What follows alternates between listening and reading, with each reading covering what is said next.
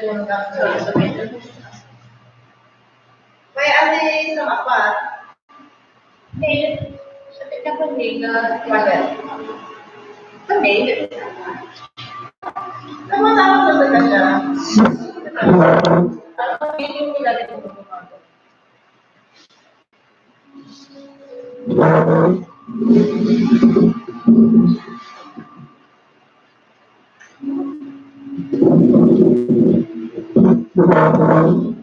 Boleh kayak gitu komentar ya.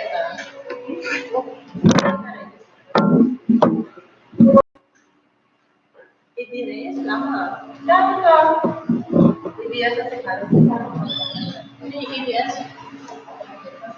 Imut bicara dar ya aja list. Ya.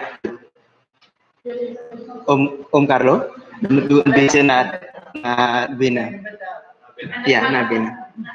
Iya, na apa? Iya. Itu bina.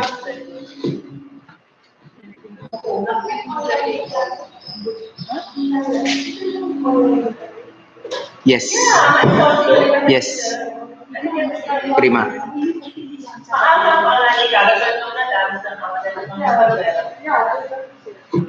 Oke.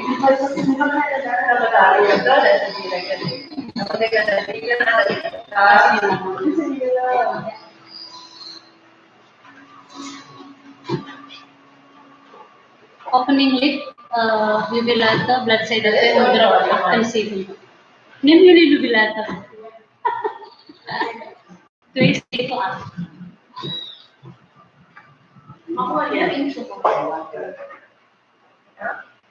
Itu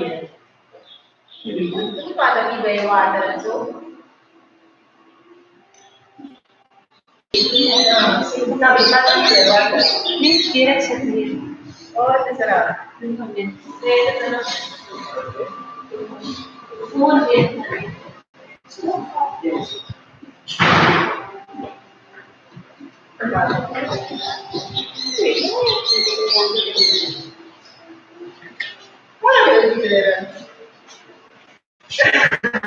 Kung kala na daw ako daw.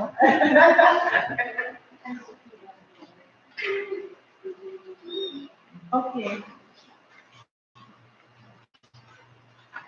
Pembantu kita dia suka schedule of Facebook.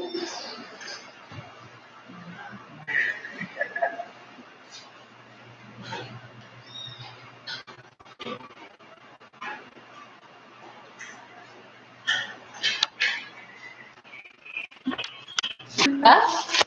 Betul kan? Ya. Nih.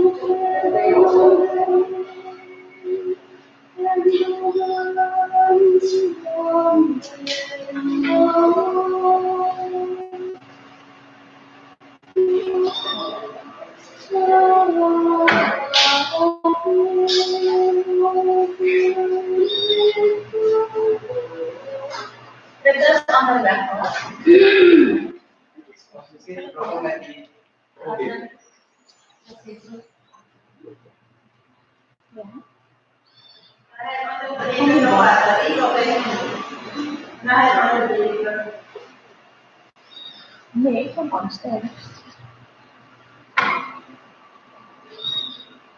Ja. Ik kan maken, ja, dat gaat wel. Ya, ada lah.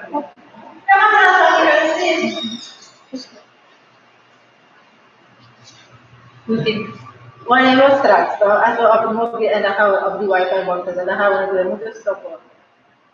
Oh ya, Dan ga je weer opnieuw moeten beginnen. Wat is die naam? Alvin, kijk, 10 minuten. Hij was een schedule zo.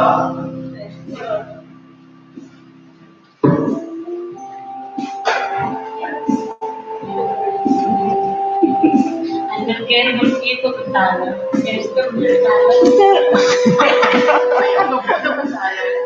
Ja, kan. Mahal maken over je moet komen. Is mijn moeder al op deze? Ja.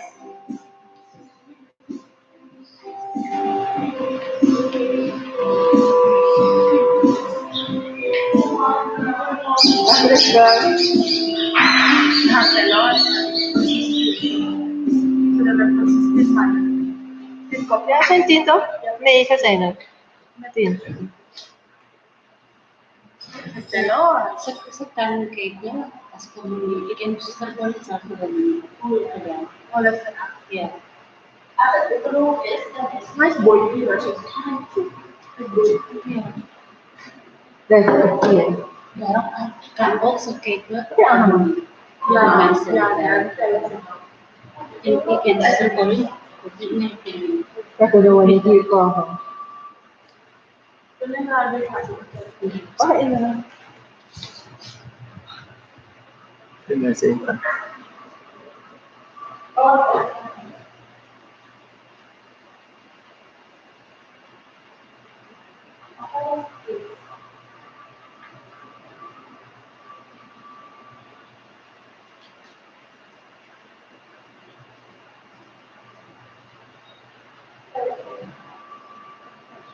Yes, ma'am. So karo.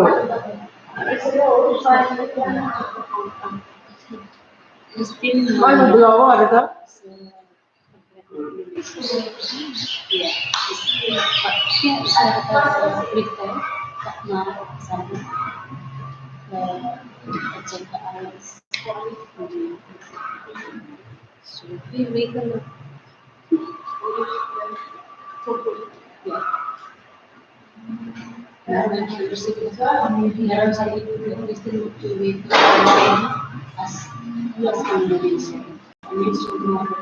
Tayo sa Sibulaw, Presta. Ini mah di box sa Sibulaw. Tuh, di baca Sibulaw. Dan ini apa sih? Nih. Pata dah boy, ang problema quanto adesso. Bisa udah. Perché quindi di sé? Congratulations, alas na. Audi 3 box over kan. Apa nunggu? Ada sambil. Tapos upuan ba? Sumay. Hoeveel data heeft u?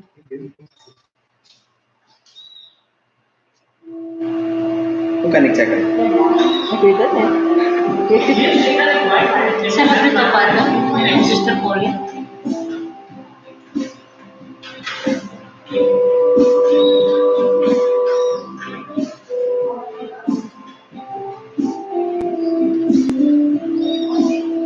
Welke Android? Android AP, Chin AP. Ik heb alleen 2 deze megabyte. Dat is het. Welke is van u? In AB ka? Chin AP. Ja, wat is die wachtwoord? Ja, goed. En hoe kan we dat doen? Hindi mo lang dito. Mau di sini? Ja, toch? Parang ito al-unaw din ang uitmaken. Even die niets door. Ik heb ook moeten om die bekend making. Oh.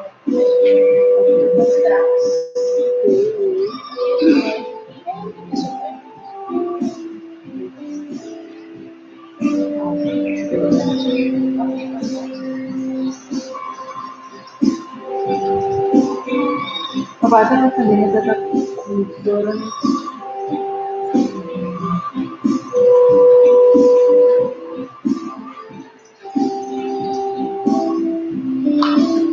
Harus kuat ini. Hah? Anak kata dulu.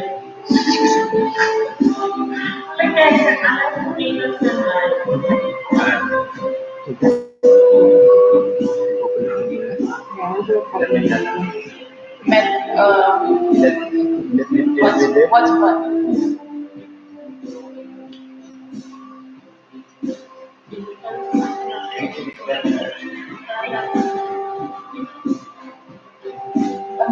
Notifications of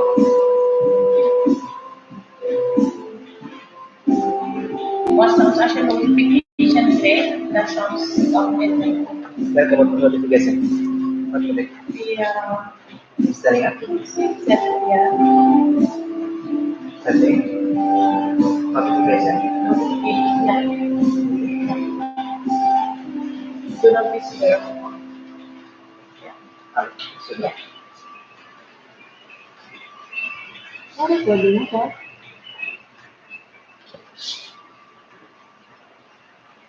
Pelatihnya jadi.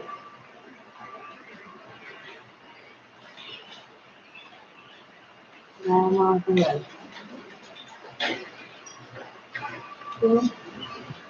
Di bawah ini.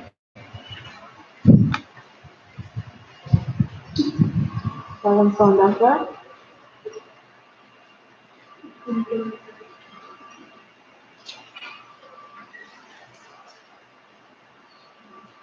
We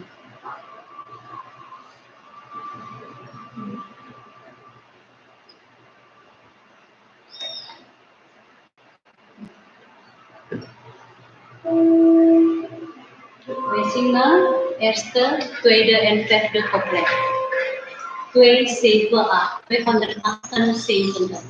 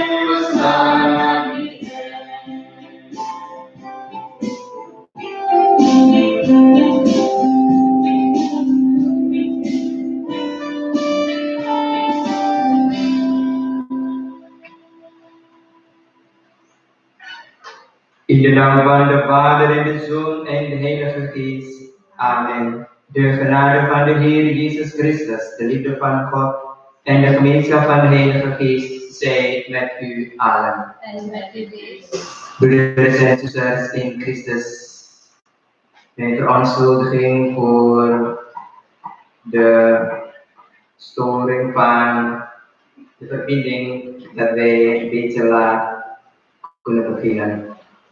Vandaag, broeders en zusters in Christus, vieren we Palmzondag van het lijden van de Heer. Aan het begin van de Goede Week houdt de kerk ons de twee kanten voor ogen. Hosanna kruisig hem. In de willekeur van de wereld wijst hij ons de weg ten leven. En vandaag gaat het over lijden en kruisdragen. Niet alle lijden is hetzelfde. Niet elk kruis is hetzelfde. En vooral in deze moeilijke situatie vanwege het coronavirus. Het kruis kan veranderen als het op pad in navolging van Jezus. Palmzondag. Laat ons bidden. Almachtige, eeuwige God, heilig met uw zegen deze palmtakken, waarmee wij Christus willen toejuichen. Geef dat wij die hem als koning op zijn weg begeleiden, door hem ook mogen komen tot het hemels Jeruzalem, die leeft en heerst in de eeuwen der eeuwen. Amen.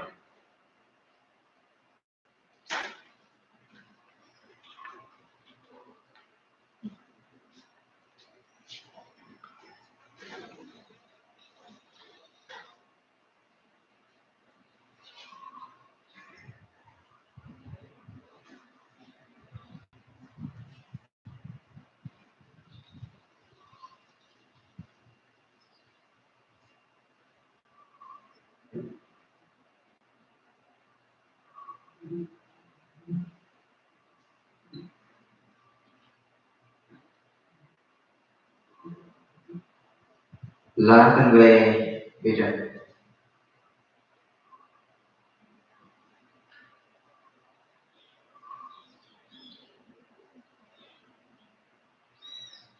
Almachtige eeuwige God, gij hebt uw Zoon met menselijkheid bekleed en hem het kruis van de dienstknecht doen dragen.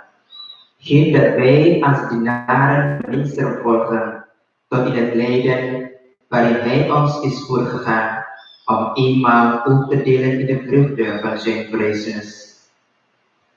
Hij die met u leeft en heerst in de eeuwen der eeuwen. Amen. Gaan we luisteren naar de schriftlezingen.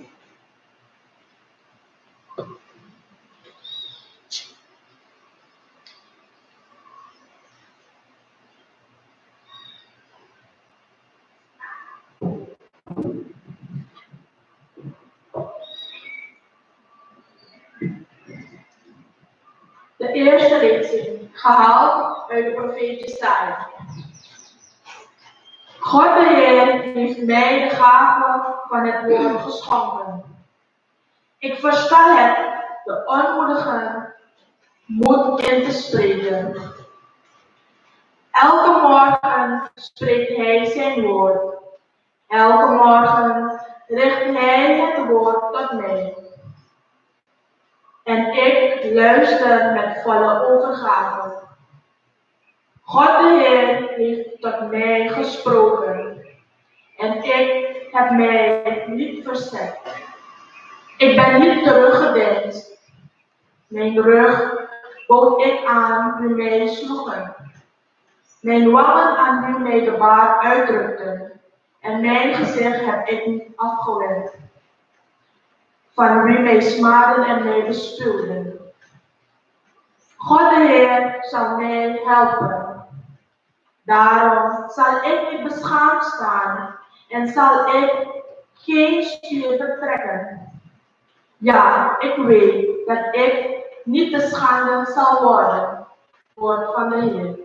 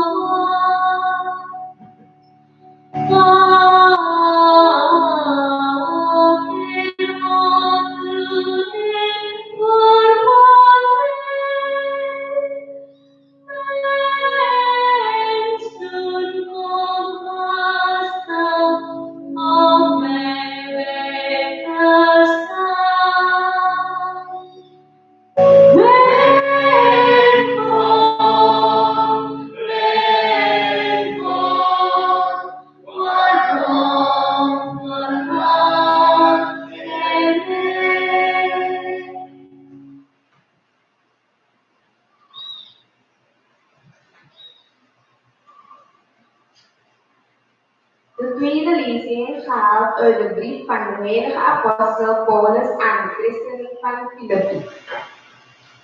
Broeders en zusters, hij die bestond in goddelijke majesteit, die zich niet willen vastklampen aan de gelijkheid met God. Hij hield zichzelf afwezig en het bestaan van een slaaf op zich genomen.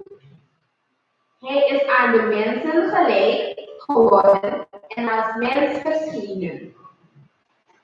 Heeft hij zich vernederd door gehoorzaam te worden tot de dood aan het kruis. Daarom heeft God hem hoog verheven en hem de naam verleend, die boven alle namen is. Opdat bij het noemen van zijn naam zich iedere knie zou buigen in de hemel, op aarde en onder de aarde. En iedere tong zou belijden tot eer van God de Vader, Jezus Christus de Heer. Tot zover deze lezing.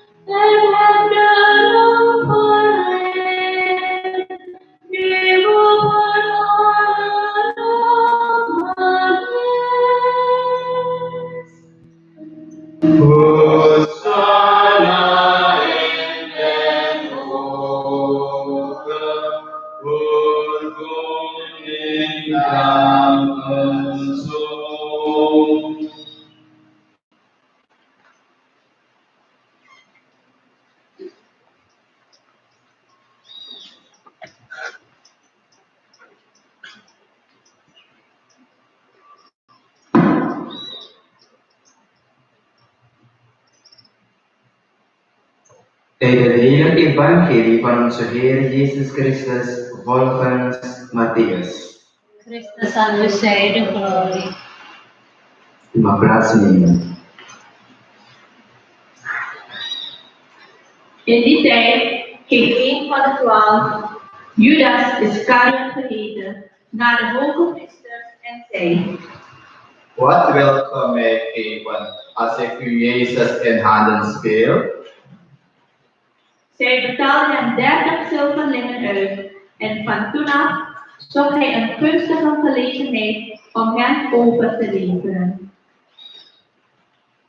Op de eerste dag van het ongedezende brood kwamen de leerlingen Jezus vragen: Wat wilt gij dat wij het pasmaal voor u gereed maken? Hij antwoordde: Ga naar de stad en zeg aan die en die: de meester laat weten, mijn uur is nabij. Bij u wil ik met mijn leerlingen het pasmaal houden. De leerlingen deden zoals Jezus hun had opgedragen en maakten het paasmaal gereed. Toen de avond gevallen was, lag hij met de 12 leerlingen aan. Onder de maaltijd sprak hij: Voorwaar, ik zeg u, een van u zal mij overleveren. Smartelijk getroffen begon de een na de andere hem te vragen. Ik ben het toch niet, Heer? Hij antwoordde, Die met mij zijn hand in de schotel steekt, zal mij overleveren. Wel, gaat de mensenzoon heen, zoals van hem geschreven staat, maar wee de mens, door wie de mensenzoon wordt overgeleverd. Het zou beter voor hem zijn, als hij niet geboren was, die mens. Judas zijn verrader nam ook het woord en zei. Ik ben het toch niet, Rabbi? Hij antwoordde hem, Gij zegt het. onder de maaltijd nam Jezus brood, sprak de zegen uit, brak het en gaf het aan zijn leerlingen met de woorden. Neem, eet, dit is mijn lichaam. Daarna nam hij de beker en na het spreken van het dankgebed reikte hij hun die toe met de woorden. Drink allen hieruit, want dit is mijn bloed van het verbond, dat voor velen vergoten wordt tot vergeving van zonden. Maar ik zeg u, van nu af zal ik niet meer drinken van wat de wijnstok voortbrengt, tot op de dag waarop ik het met u nieuw zal drinken in het koninkrijk van mijn Vader. Nadat zij de lofzang gezongen hadden, gingen ze naar de Olijfberg. Toen sprak Jezus tot hen. In deze nacht zult ge allen aanstoot aan mij nemen, want er staat geschreven, ik zal de herder slaan en de schapen van de kudde zullen verstrooid worden. Maar naar mijn vrezenis zal ik u voorgaan naar Galilea.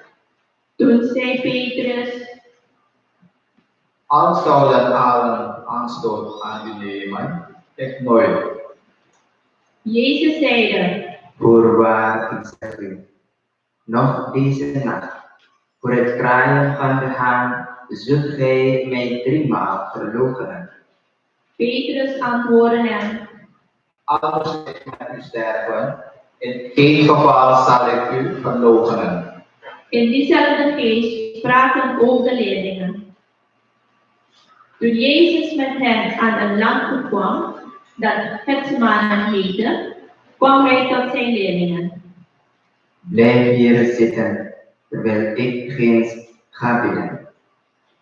Petrus en de 2 zonen van Zebedeus nam hij echter met zich mee. Hij begon bedroefd en beangst te worden. Toen sprak hij tot hen. Ik ben bedroefd tot stervens toe. Blijf hier en wacht met mij. Nadat hij op weinig verder was gegaan, wierp hij zich plat ter aarde en bad. Mijn Vader, als het mogelijk is, laat deze beker mij voorbij gaan. Maar toch niet zoals ik wil, maar zoals gij wilt. Toen ging hij naar zijn leerlingen en vond hen in slaap. En hij sprak tot Petrus. Ging het dan uw krachten te boven 1 uur met mij te waken? Wacht en bid dat gij niet op de bekoring ingaat. De geest is wel gewillig, maar het vlees zwak. Hij verwijderde zich voor de 2e keer en weer bad hij. Vader, als het niet mogelijk is dat de beker voorbij gaat zonder dat ik hem drink, dat dan uw wil geschieden. En teruggekomen vond hij hen weer in slaap, want hun oogleden waren zwaar. Hij liet hen met rust, ging weer heen en bad voor de 3e maal. Nogmaals met dezelfde woorden. Daarna ging hij naar zijn leerlingen en sprak tot hen. Slaap dan maar door en rust uit. Nu is het uur gekomen waarop de mensenzoon wordt overgeleverd in de handen van zondaars. Sta op, laten we gaan, mijn verrader is nabij. Hij was nog niet uitgesproken of daar kwam Judas, een van de 12, vergezeld van een grote bende met zwaarden en knuppels, gestuurd door de hoge priesters en de oudsten van het volk. Zijn verrader had een teken met hen afgesproken door te zeggen: die ik zal kussen, hij is het. Grijp hem. Hij ging recht op Jezus af en zei: Vergroet, Rabbi. En hij kuste hem. Jezus sprak tot hem: Vriend, zijt ge daarvoor hier? Toen kwamen zij naar voren, grepen Jezus vast en maakten zich van hen meester. Maar een van de Jezusgezellen greep naar zijn zwaard, trok het en sloeg met één houw de knecht van de hoge priester het oor af. Toen sprak Jezus tot hem: Steek uw zwaard weer op zijn plaats. Want allen die naar het zwaard grijpen, zullen door het zwaard omkomen. Of meent ge soms dat ik niet de hulp van mijn Vader kan inroepen, die mij dan aanstonds meer dan 12 legioenen engelen ter beschikking zou stellen? Maar hoe zouden dan de schriften in vervulling gaan die zeggen dat het zo gebeuren moet? Nu richtte Jezus zich tot de bed. Als tegen een rover zijt gij uitgetrokken met zwaarden en knuppels om mij gevangen te nemen. Dagelijks zat ik in de tempel te onderrichten en toch hebt gij mij niet gegrepen. Maar dit alles is geschied, opdat de schriften van de profeten in vervulling zouden gaan. Toen lieten alle leerlingen hem in de steek en namen de vlucht. Nu zij Jezus in het macht hadden, voerden zij hem naar de hoge priester Caiaphas, waar de schriftgeleerden en de oudsten bijeengekomen waren. Petrus bleef hem op een afstand volgen, tot aan het paleis van de hoge priester. Hij ging naar binnen en zette zich neer bij het dienstvolk, om te zien hoe het af zou lopen. De hoge priester en het hele Sanhedrin zochten naar een schijngetuigenis tegen Jezus, om hem ter dood te kunnen brengen. Maar ze konden er geen opspoor en vele valse getuigen opdragen. Ten slotte echter kwamen er 2 verklaren: Die man die daarin beweert, ik kan de tempel van God afbreken en in 3 dagen weer opbouwen. Toen stond de hoge priester op en sprak tot hem: Geef God geen antwoord? Wat getuigen deze mensen tegen u? Maar Jezus bleef zwijgen. Toen sprak de hoge priester tot hem: Ik bezweer u bij de levende God ons te zeggen of gij de Christus zijt, de Zoon van God. Jezus gaf hem ten antwoord: Gij zegt het, maar ik zeg u, vanaf nu zult ge de mensenzoon zien zitten aan de rechterhand van de macht en komen op de wolken des hemels. Toen scheurde de hoge priester zijn kleed en riep uit: Hij heeft God gelasterd. Waartoe hebben wij nog getuigen nodig? Gij hebt nu toch de godslastering gehoord. Wat denkt gij daarvan? Zij antwoordden: Hij verdient de doodstraf. Daarop spuwden zij hem in het gezicht en sloegen hem met de vuist. Anderen sloegen hem met de stok, terwijl ze zeiden: Wees nu eens voor ons profeet, Messias. Wie is het die u geslagen heeft? Intussen zat Petrus op de open binnenplaats. Hier trad een dienstmeisje op hem toe en zei: Jij was ook bij Jezus de Galileër. Maar hij ontkende het waar allen bij waren en zei: Ik weet niet wat je bedoelt. Hierna ging hij naar het voorgebouw, maar een ander dienstmeisje merkte hem op en zei tot de aanwezigen: Die daar was bij Jezus de Nazareër. Hij ontkende opnieuw met een eed. Ik ken die mens niet. Even daarna kwamen de omstanders dichterbij en zeiden tot Petrus: Waarachtig, jij bent er ook een van. Het is duidelijk aan je spraak te horen. Toen begon hij te vloeken en te zweren. Ik denk die mens niet. Onmiddellijk daarop kraaide een haan en Petrus herinnerde zich het woord van Jezus, die gezegd had: zult ge mij driemaal verloochenen. Voor het kraaien van de haan, zult ge mij 3 maal verloochenen. Hij ging naar buiten en begon bitter te wenen. Bij het aanbreken van de morgen kwamen alle hoge priesters en oudsten van het volk in vergadering bijeen en spraken over Jezus het doodvonnis uit. Geboeid leidde men hem weg en leverde hem uit de landvoogd Pilatus. Toen Judas zijn verrader zag dat Jezus veroordeeld was, kreeg hij roeping en bracht de 30 zilverlingen terug bij de hoge priesters en onderlingen met de woorden: Ik heb misdaan door onschuldig bloed te verraden. Maar zij antwoordden: Wat gaat ons dan aan? Dat is uw zaak. Toen gooide hij de zilverlingen in de tempel en liep weg.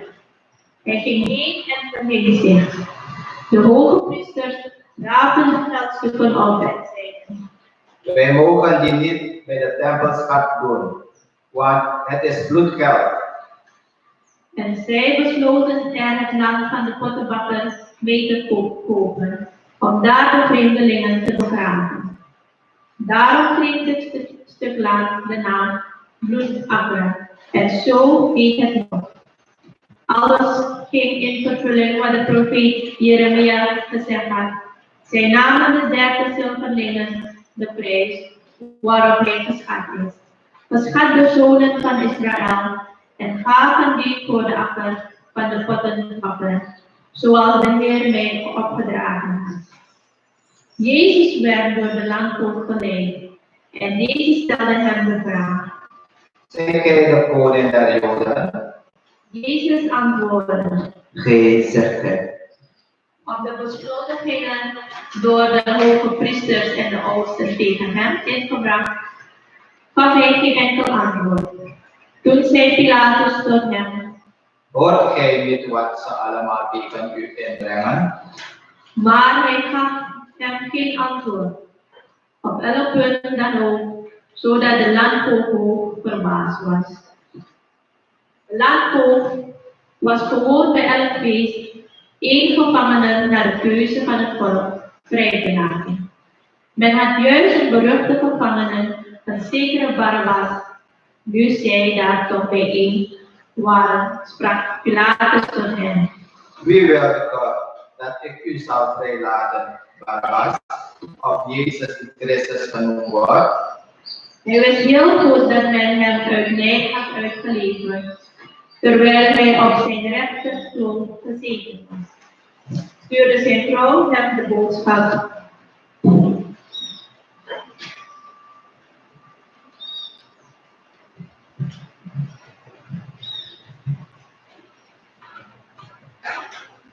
Laat u niet in met deze rechtschapen mens, want ik heb vannacht in een droom veel om hem moeten doorstaan. Maar de hoge priesters en de oudsten haalden het volk over Barabbas te kiezen en Jezus te doen sterven. De landvoogd nam weer het woord en sprak tot hen: Wie van de twee wilt ge dat ik u vrijlaat? Ze zeiden: Barabbas? Pilatus vroeg hun: Wat zal ik dan doen met Jezus, de Christus genoemd wordt? Ze riepen allen. Aan het kruis met hem. Hij hernam: Wat voor kwaad heeft hij dan gedaan? Maar zij schreeuwden nog harder. Aan het kruis met hem. Toen Pilatus zag dat hij niet verder kwam, maar dat er veel tumult ontstond, liet hij het water brengen. Er was de tent openstaan van het volk zijn handen. terwijl hij verklaarde: Ik ben onschuldig en het bloed van deze rechtschapen man. Gij moet het zelf maar verantwoorden. Heel het volk riep terug. Zijn bloed komen over ons en onze kinderen. Daarop liet hij omwille van hen Barabbas vrij, maar Jezus liet hij geeselen en gaf hem over om gekruisigd te worden. Toen namen de soldaten van de landvoogd Jezus mee in het pretorium en verzamelden de hele afdeling rondom hem. Zij trokken hem zijn kleren uit en hingen hem een rode mantel aan. Ook plukten ze het kroon van doorntakken, zetten die op zijn hoofd en gaven hem een rikstok in de rechterhand. Dan vielen ze voor hem op de knieën en bespotten hem met de woorden: Gegroet, koning der Joden.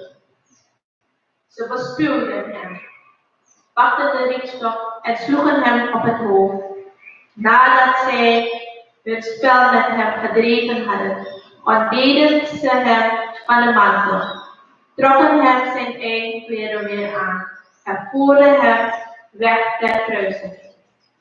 Toen ze de stad uitgingen, ontmoetten ze een Cyreneër, Simon genaamd, en bevorderden hem tot het dragen van Jezus kruis, gekomen op een plaats die Golgotha genoemd wordt. Dat wil zeggen, schedelplaats. Gaven ze hem met algemeen wijn te drinken. Hij proefde ervan, maar wilde niet drinken, nadat ze hem gekruisigd hadden. Verdeelde zijn kleren onder elkaar door erop te doen. En daar neergezeten bleven ze de wacht bij hem houden. Boven zijn hoofd bracht men een opschrift aan met de reden van zijn veroordeling. Dit is Jezus, de koning der Joden. Samen met hem werden ook twee rovers gekruisigd, de een rechts, de ander links. Voorbijgangers woonden hem, terwijl ze het hoofd schudden en zeiden: Kijk daar, die de tempel afbreekt en 3 dagen weer opbouwt. Red uzelf, als gij de Zoon van God zijt, kom dan van het kruis af. In dezelfde geest zeiden de hoge priesters met de schriftgeleerden en oudsten spotten: Anderen heeft hij gered, maar zichzelf kan hij niet redden. Hij is toch de koning van Israël. Laat hem nu van het kruis afkomen, dan zullen we in hem geloven. Hij zal vertrouwen in God. Laat hij hem nu bevrijden als hij behagen in hem heeft. Hij heeft immers gezegd: ik ben de Zoon van God. Zelfs de rovers die samen met hem gekruisigd waren, voegden hem soortgelijke beschimpingen toe. Vanaf het 6e uur viel er een duisternis over het hele land, tot aan het 9e uur toe. Omstreeks het 9e uur riep Jezus met luide stem uit: Eli, Eli, lama sabachthani. Dat wil zeggen: Mijn God, waarom hebt gij mij verlaten? Enkelen uit de omstanders die het hoorden, zeiden. Hij roept om Elia. Onmiddellijk daarop ging een van hen een spons halen, drenkte die in zure wijn, stak ze op een witstok en bood hem te drinken. Maar de anderen zeiden: Laat dat, wij willen eens zien of Elia hem komt redden. Jezus slaakte andermaal een luide kreet en gaf de kus. Laten we even knielen.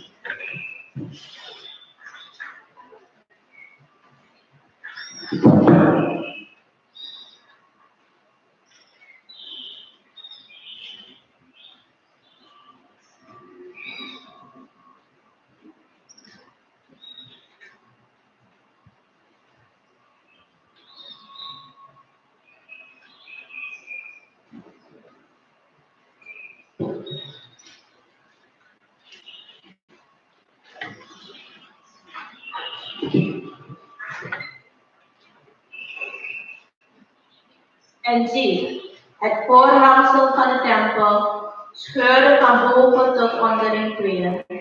De aarde beefde en de rotsen spleten. De graven gingen open en de lichamen van vele heilige mensen die ontslagen waren, stonden op.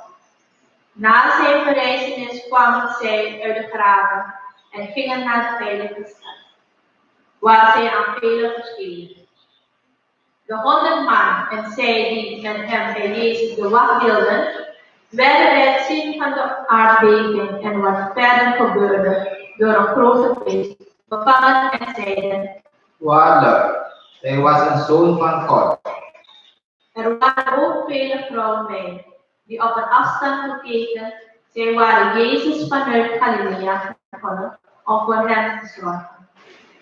Onder hen bevonden zich Maria Magdalena, Maria de moeder van Jacobus en Jozef, en de moeder der zonen van Zebedeus.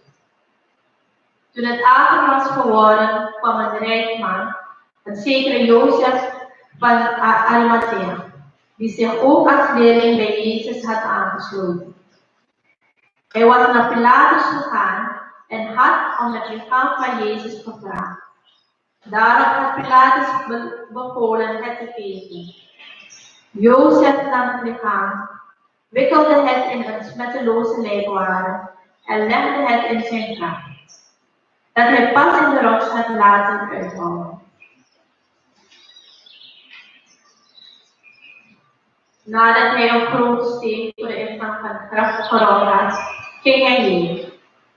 Maria Magdalena en de andere Maria waren erbij en zaten tegenover het graf. De volgende dag, dat is dus na de voorbereidingsdag, gingen de hoge priesters en fariseeën gezamenlijk naar Pilatus en zeiden: Heer, we herinneren ons dat de bedrieger toen hij nog leefde gezegd heeft: na 3 dagen zal ik verrijzen.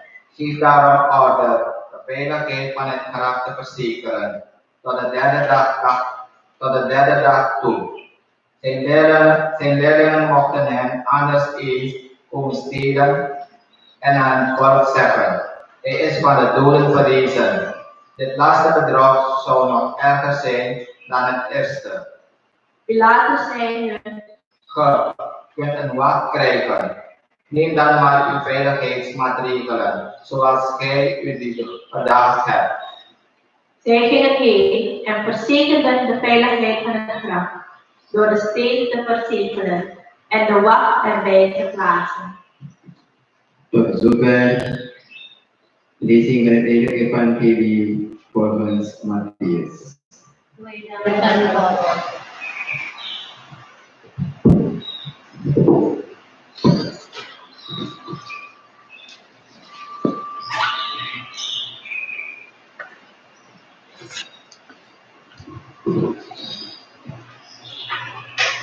Lieve mensen, de afgelopen weken hebben we nagedacht over de woorden van Jezus wanneer hij spreekt over zien en verstaan. Sommigen denken te zien, maar zien niet. En sommigen denken te weten, maar weten niet. Zo kijkt Jezus anders naar verlamdheid. Hij maakt dat mensen hem kunnen navolgen naar blinden die meer zien dan mensen met goede ogen. En zo spreekt Jezus over leven en dood. Sommigen vinden dat ze leven, maar zijn geestelijk dood of bijna dood. En anderen, die in de wereld niet in aanzien zijn, kunnen in Gods ogen meer leven dan iemand ooit kan zien. Vandaag gaat het over lijden en kruis dragen. Niet alle lijden is hetzelfde. Niet elk kruis is hetzelfde. En vooral dit. Het kruispaad kan veranderen als het oppakt in navolging van Jezus. Het kruis gaat anders wegen, gaat anders voelen als je met hem de betekenis, de zin, het belang gaat zien van het dragen. Dragen, verdragen, dulden, uithouden, volhouden, op het goede moment jezelf inhouden, zijn liefde vasthouden, geduld, geloof, vertrouwen, je vertrouwen aan zijn wijsheid, aan zijn weg. En Jezus had nog zoveel kunnen bedenken, zoveel vluchtwegen, zoveel andere helpers kunnen inschakelen.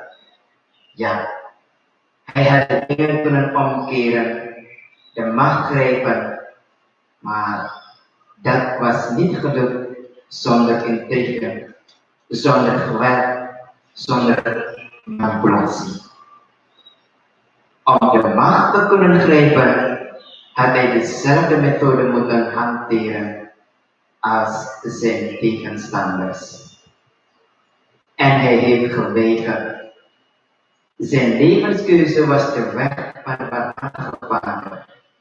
Hij nodigt ons uit die weg met hem te gaan. Niet bang zijn voor het kruis. Wie het met hem opneemt, zal ontdekken dat het kruis verandert en dat je zelf verandert. En in deze goede week, broeders en zusters, mogen we hem meemaken op zijn weg. En zo zullen we beter gaan ervaren dat hij met ons is op onze weg. Eer aan de Vader en de Zoon en de Heilige Geest. Zoals het was in het begin en altijd en in de eeuwen der eeuwen. Amen.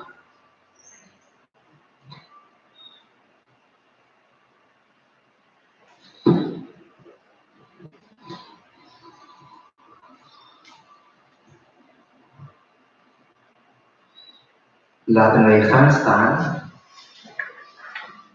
Bidden wij apostolische geloofbelijdenis van jubilaat bladzijde 22.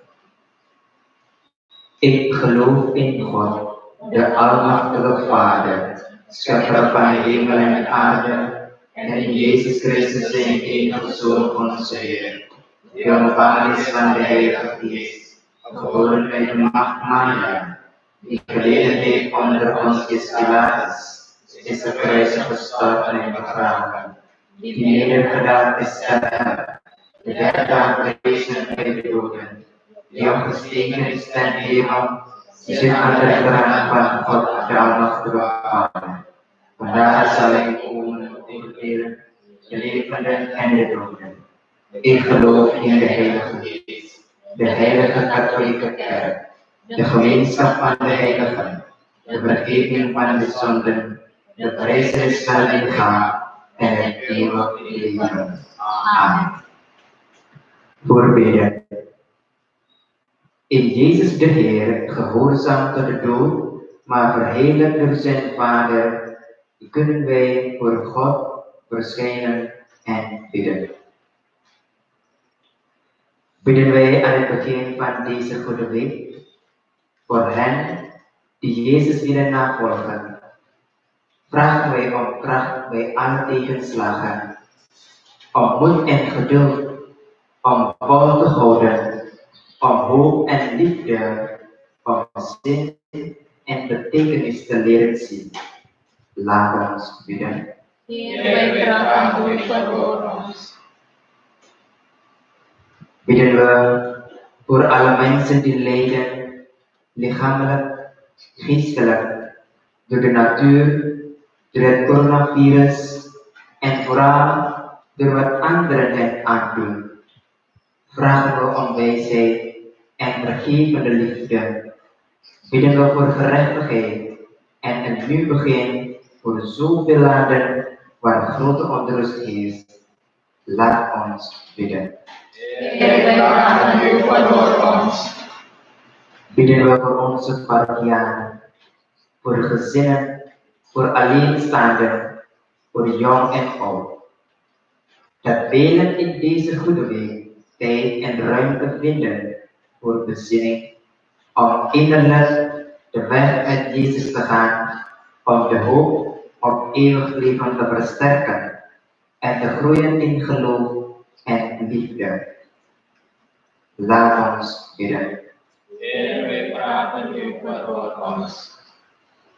Bidden wij voor onszelf, dat de gezindheid van Jezus ook die van ons mag zijn, dat wij in zijn naam elkaar leren troosten en elkanders lasten helpen dragen. Laat ons bidden. Heer, wij vragen u voor ons. Bidden wij in het bijzonder voor Pater Paulus Wintarto, mijn Indonesische confrater die nu in Amerika studeert en hij is positief met het coronavirus. We vragen om een genezing.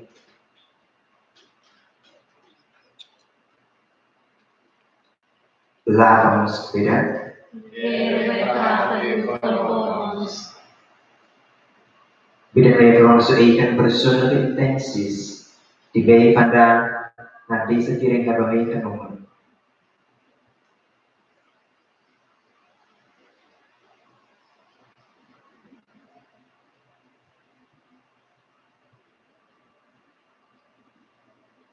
Laat ons bidden.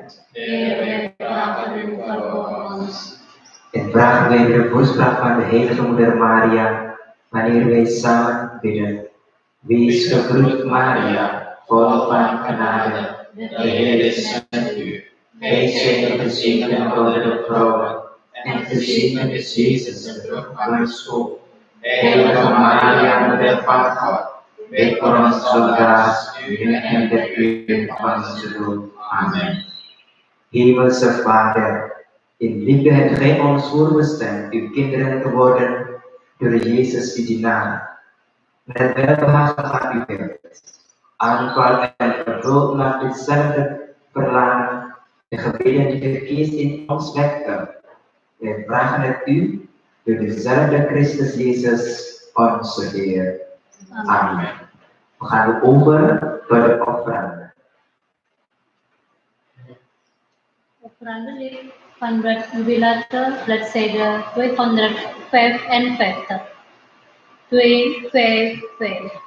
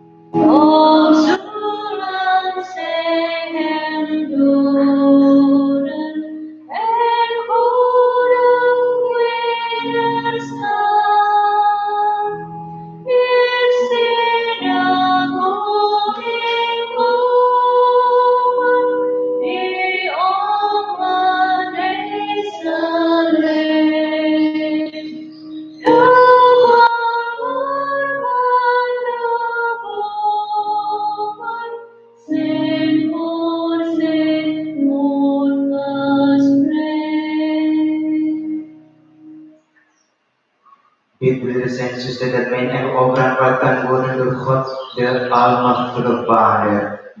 Mogen de Heer over uw handen aannemen, tot lof en eer van zijn naam, tot welzijn van ons en van heel zijn heiligheid. Heer, wees ons nabij, want voor ons heeft uw Zoon het kruis gedragen. Neem onze gaven in zijn offer op. Schenk ons de verzoening waarbij wij om vragen, de rijkdom van uw barmhartigheid, door Christus onze Heer. Amen. De Heer zij met u. En met uw geest. Verhef uw hart. Wij zijn met ons hart bij de Heer. Breng wij dank aan de Heer onze God. Hij is onze dankbaarheid waardig. Heilige Vader, machtige, eigen God, om recht te doen aan uw heerlijkheid, om heel en verriezing te vinden, zullen wij danken altijd en overal door Christus onze Heer. Hij die zelf onschuldig was, heeft willen lijden voor hen die schuldig waren. Hij die geen kwaad bedreven had, liet zich veroordelen omwille van de zondaars. Zijn dood heeft onze zonde uitgewist. Zijn prijzenis bracht ongerechtigheid. Daarom met alle engelen, machten en krachten, met allen die staan voor uw troon, loven en aanbidden wij u en zingen u toe vol vreugde.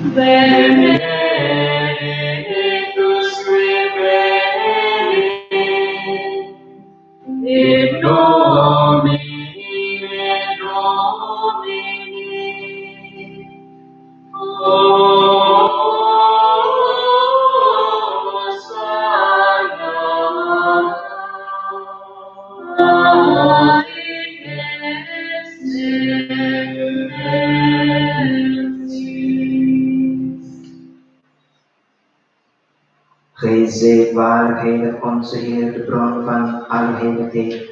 Heilig dan deze gaven met de dauw van uw Heilige Geest, dat zij voor ons worden tot lichaam en bloed van Jezus Christus, onze Heer. Toen hij werd overgeleverd en vrijwillig zijn lijden op zich nam, nam hij het brood, sprak de dankzegging uit, bracht en gaf aan zijn leerlingen met deze woorden: neem en eet hiervan gij al, want dit is mijn lichaam, dat voor u gegeven wordt.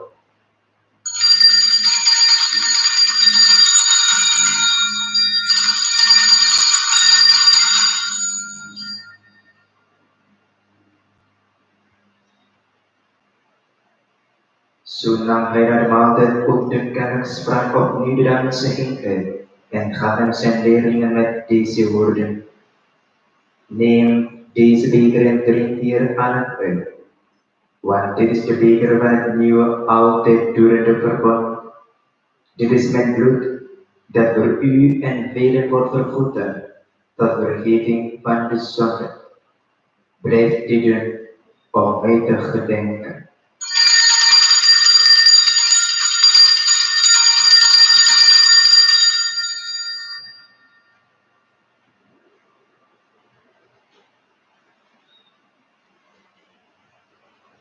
We verkondigen het mysterie van het geloof.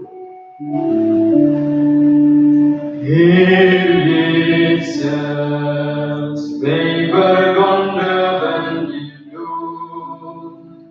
En wij beleiden tot geen wederkeer, dat gij verrezen zijt.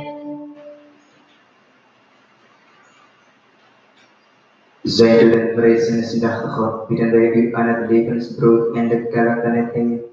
Wij danken u, omdat gij ons waardig keurt om voor uw aangezicht te staan en uw heilige dienst te verrichten. Zo willen wij het lichaam en bloed van Christus, en wij smeken u, dat wij door de Heilige Geest worden vergaderd tot één enige kudde. Denk toch, Heer, aan uw kerk verspreid over de hele wereld, dat hij vervolgen wordt, één heilig volk met Franciscus onze paus, Karel onze bisschop, Wilhelmus onze bisschop emeritus en allen die uw heilig dienstwerk verrichten. Gedenk ook onze broeders en zusters die reeds ons raden zijn in de hoop der bevrijzenis. Ja, gestorvenen dragen wij op aan uw zorg. Neem hen aan en laat hen verschijnen in het licht van uw gelaat.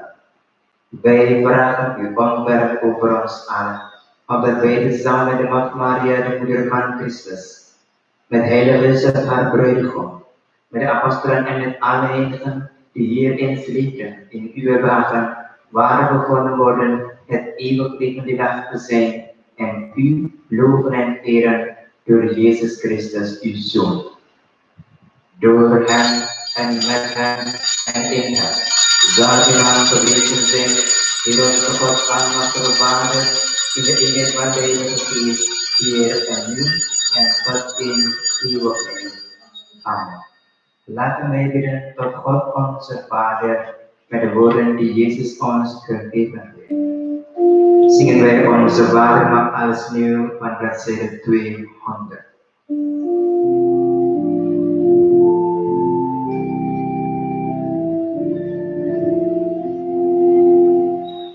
Onze Vader in de hemel, maak alles nieuw.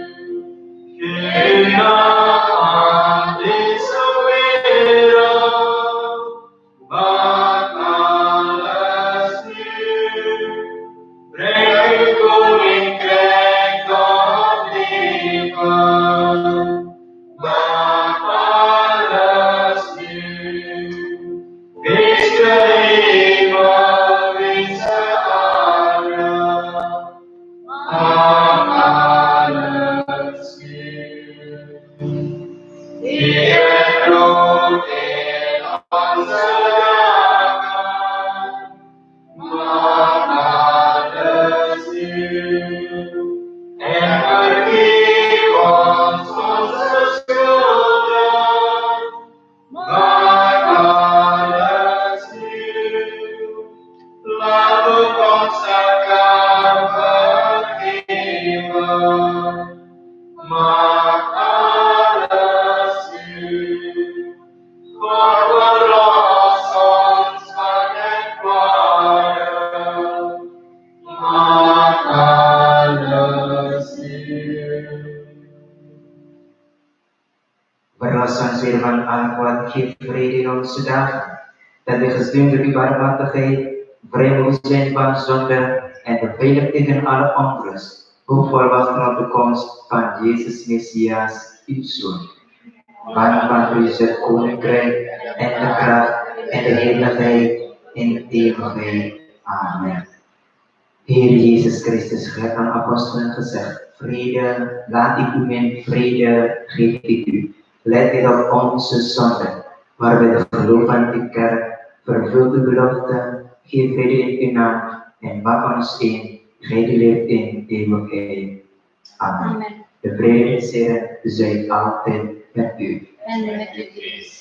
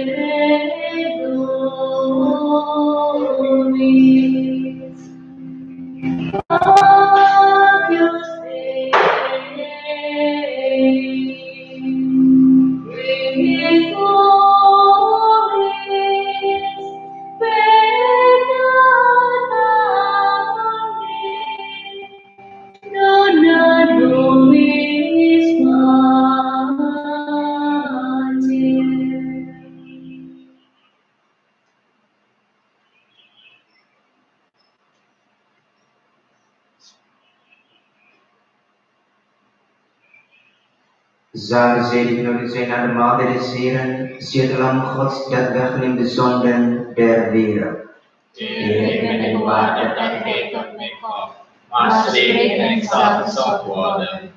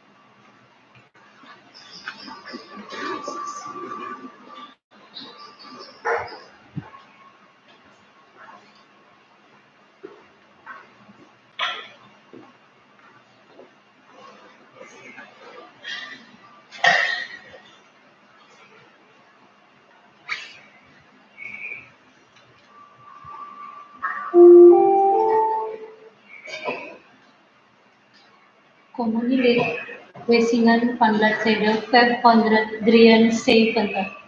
573. In de Heer vind ik mijn sterkte.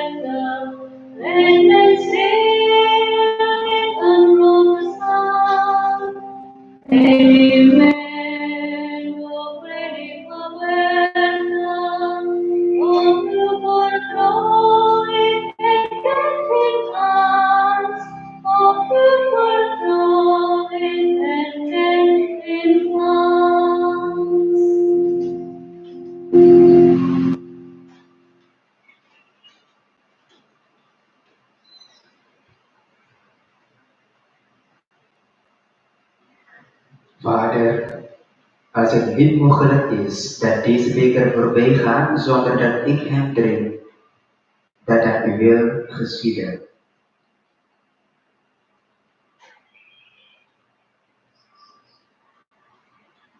Laten wij bidden. Almachtige en barmhartige God, met vreugde hebben wij uw Zoon ontvangen in ons midden en hebben wij herdacht hoe hij het lijden heeft doorstaan, opdat wij allen zouden leven. Bewaar in ons de vrucht van uw barmhartigheid, dat ook wij het kruis opnemen en de weg opgaan die leidt naar de verrijzenis, door Christus onze Heer. Amen.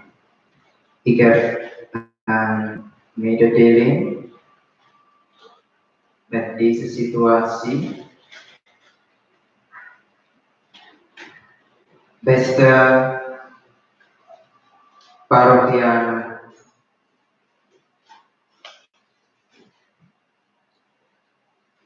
We maken een heel ongekende en ook moeilijke tijd door met de uitbraak en de blijkbaar moeilijk in toon te houden verspreiding van het COVID-19-virus. Ook onze parochie of kerkgemeenschappen ervaren duidelijk de nadelige gevolgen. We kunnen niet meer wekelijks samenkomen in onze kerk om de Eucharistie te vieren. Geen catechese meer en daarom doopse, huwelijken en misschien ook eerste heilige communie en vormsel uitgesteld. Geplande ontmoetingen en werkgroepen activiteiten vallen weg. Vergaderingen worden afgelast. De ziekenbezoek en de ziekencommunie worden moeilijk enzovoort. Bij dit alles komt dan ook nog de onderliggende vraag naar boven van hoe lang gaat dat duren? Vandaag weet het niemand en we ervaren dat de gestelde maatregelen in de meeste landen verstrengd of verlengd worden. En dit stelt ons momenteel als parochie voor een heel tastbaar probleem. Onze eerste bron van inkomsten is sinds 15 maart uitgevallen doordat er sindsdien geen wekelijkse collectes meer zijn. En vandaag merken we af dat we zo niet verder kunnen functioneren. De wekelijkse uitgaven blijven doorgaan, omdat kerk wekelijks onderhouden moet worden. Telefoon, internet, we hebben net een probleem met internet. Water en elektriciteit, iedere maand betaald moeten worden. Personeelsvergoedingen niet onopgezegd kunnen worden. En we onmogelijk grotere werken van de kerk kunnen beginnen of afwerken. Omdat onze collectes de eerste en de grootste inkomsten is, moet er dringend iets gebeuren opdat we de lopende uitgaven kunnen dekken. Wanneer, omdat deze situatie nog langer zal aanhouden.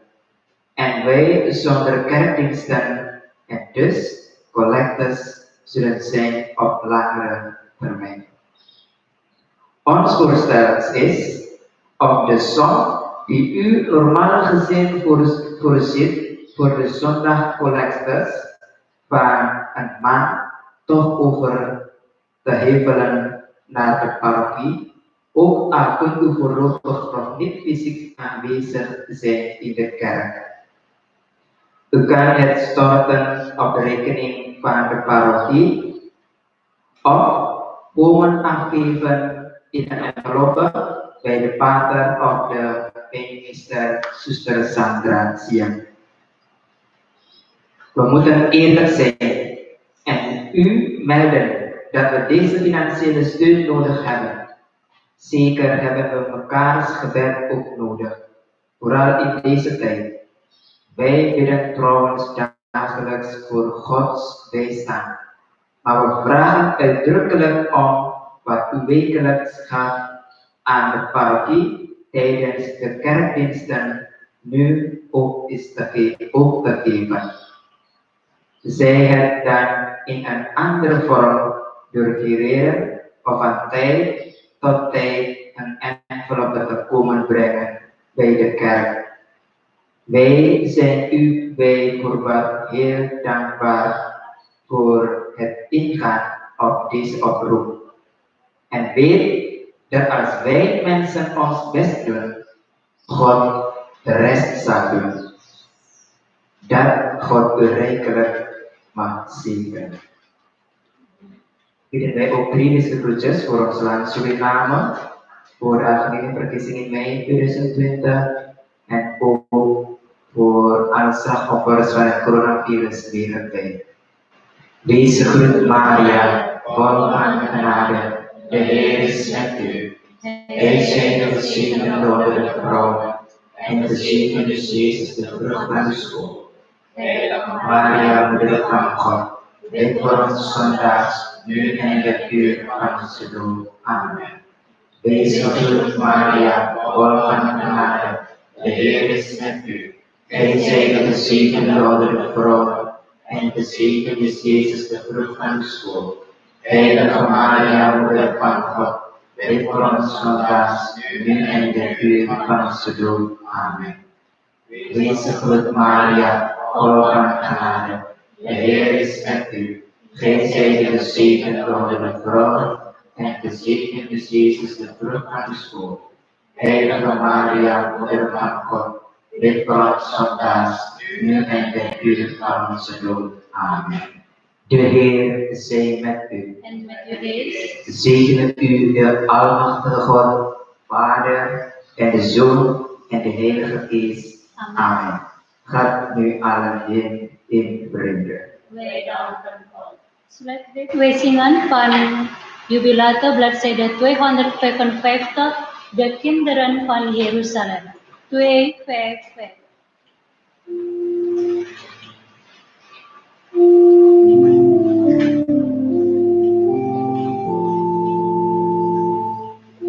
De kinderen van Jeruzalem,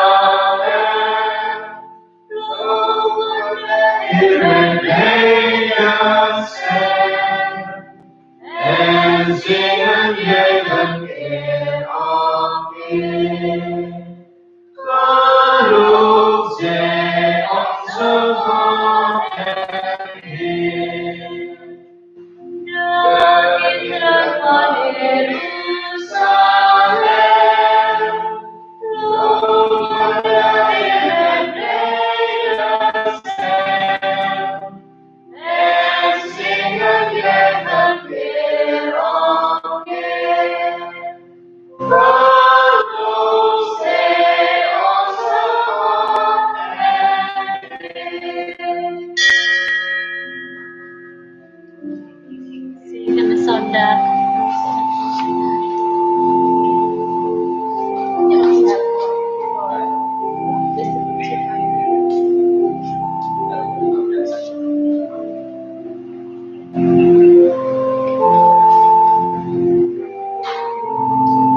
Is het open?